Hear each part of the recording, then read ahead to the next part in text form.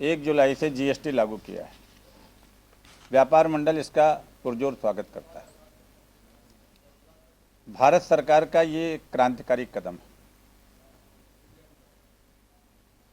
इससे देश की अर्थव्यवस्था में बहुत सुधार होगा। बहुत सी विदेशी कंपनियां जहां जीएसटी लगा हुआ है, यहां पे जीएसटी ना होने से उनको आने में हिचकिचाहट होती थी हमारे देश में। अब वो ज़्यादा से ज़्यादा संख्या में आएंगे। जहां ये जीएसटी लगाने का कार्य, भैया इसको बंद कर लो, किसका बज रहा है, बड़ा महत्वपूर्ण कार्य है। इसके बावजूद जीएसटी में बहुत सारी खामियां हैं, 50 खामियां भी हैं, जिसके कारण से ये जीएसटी का कानून बहुत सफलतापूर्वक नहीं लागू हो पाएगा और जो व्यापारियों को सुविधाएं मिलनी हैं वो नहीं मिल पाएंगे। हमारे देश के प्रधानमंत्री जी कहते हैं और अमिताभ बच्चन जी बार बार विज्ञापन देते हैं, एक देश एक बाजार एक टैक्स। एक देश एक बाजार एक टैक्स का आपने नारा लगाया तो मंडी शुल्क को क्यों छोड़ दिया फिर आपने? वो भी तो टैक्स है। वन विभाग का ट्रांजिट टैक्स क्यों छोड़ दिया आपने? वो भी टैक्स है।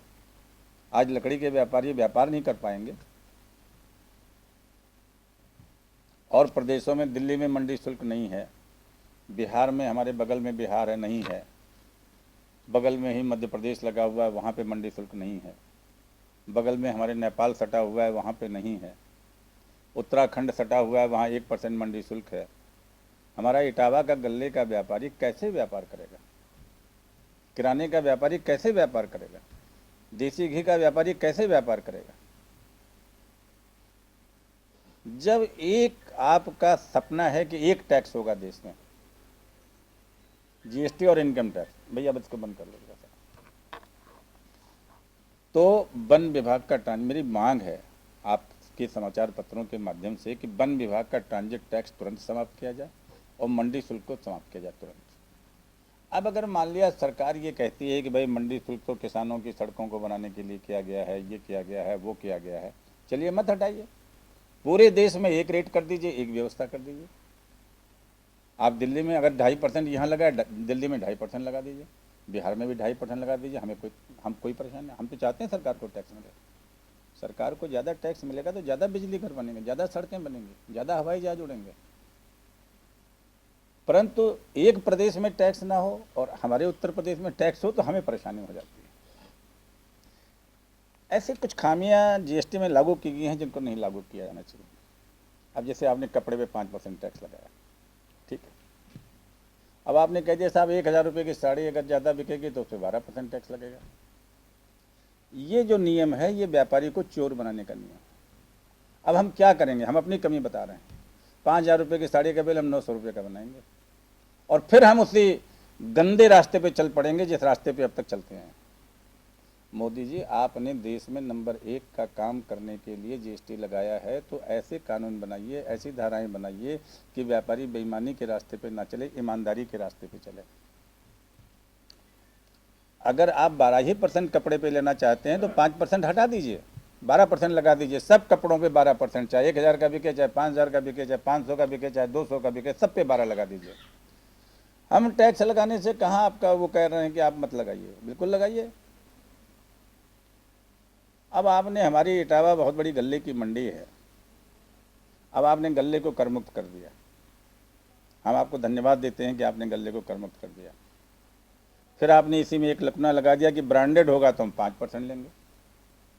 अब इटावा की एक गली में एक छोटा सा दुकानदार 90% चावल तो खुला बेच रहा है और 20% चावल जो है ब्रांडेड में बेच रहा है, 1 किलो का, 2 किलो का, 5 किलो की पैकिंग।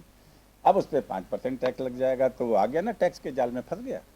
जिस व्यापारी को आप टैक्स के जाल से मुक्त करना चाहते हो, रात को 12 बजे आपने ये कानून लागू किया। इतना बड़ा आपके नज़रों में ये इतना बड़ा कानून है, मेरी नज़रों में भी ये इतना बड़ा कानून है कि देश आज़ाद हुआ था तब रात को 12 बजे जश्न मना था और जीएसटी लागू किया तब भी रात को 12 बजे आपने जश्न मनाया।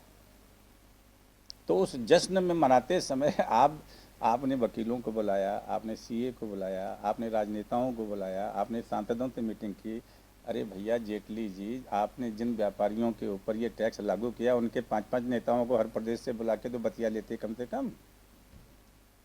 व्यापारियों को भाजपा कभी भी अच्छा नहीं मानते, उनकी नज़रों में व्यापारी अच्छा नहीं है।